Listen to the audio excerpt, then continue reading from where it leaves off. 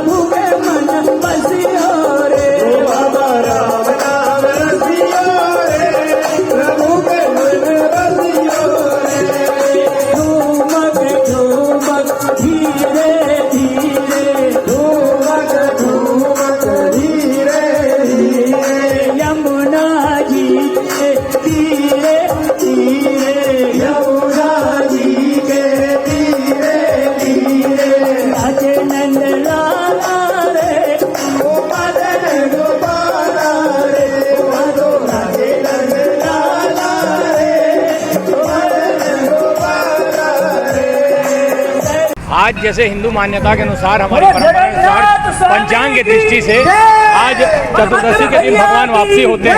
त्रयोदशी और चतुर्दशी mix I है। आज भगवान जनकपुरी से अपने स्थान में वापस जा रहे हैं।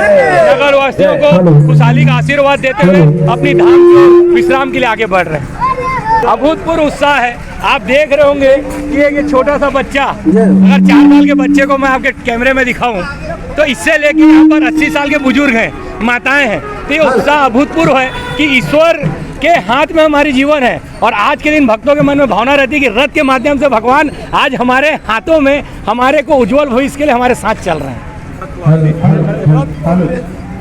मंदिर में जाएंगे भगवान नारायण अपने वापसी लौट। अभी कहाँ आए थे और कहाँ जा रहे हैं? हाँ, बिलई माता में आए थे गौशाला के मंदिर में, अब अपनी जगह जा रहे हैं भगवान। कितने दिन पर जगह 11 दिन। क्यों रुकते हैं, क्या कराना है? रथ यात्रा हर साल निकलता है ना, इस साल भी बड़े धूमधाम से रथ यात्रा मनाई जा रही है। हरे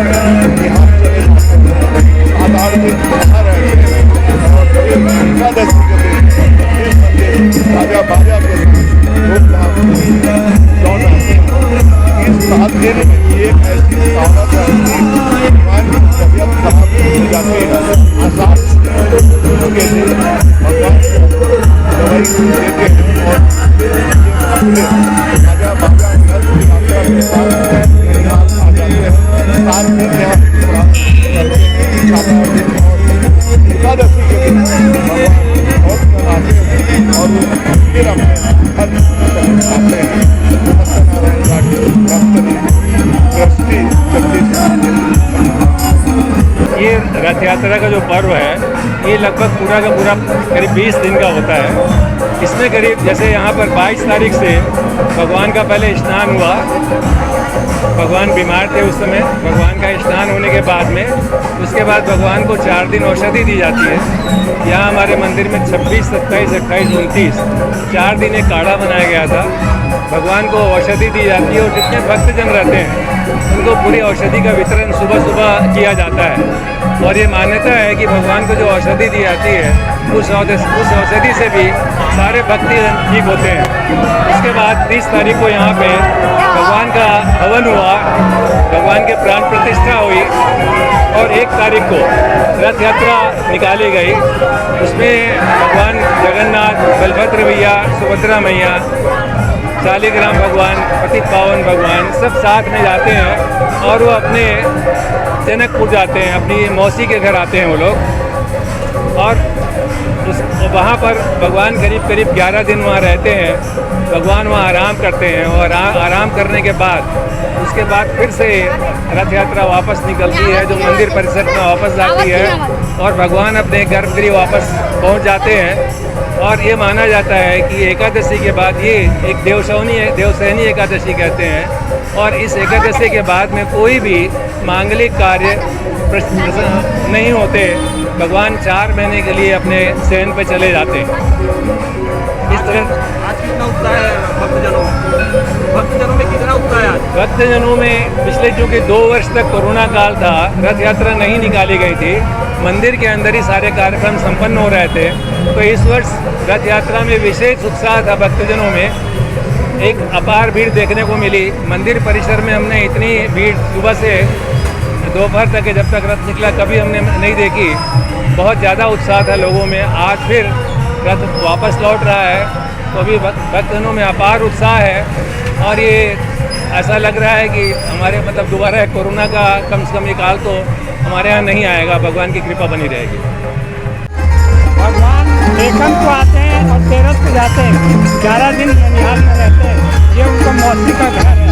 भगवान स्नान करके जब स्वस्थ हो जाते हैं तो अपने नाना नानी के घर आते हैं और उसके बाद से 11 दिन बाद वापस बहुत है। गौशाला में इस साल हर साल से बहुत ज़्यादा भक्तों की भीड़ रही। एकादशी को तो रथ यात्रा जैसे मतलब माहौल हो गया था। एकता न्यूज़ में आज बस इतना ही। अगले बुलेटिन में फिर मिलेंगे, तब तक के लिए नमस्कार।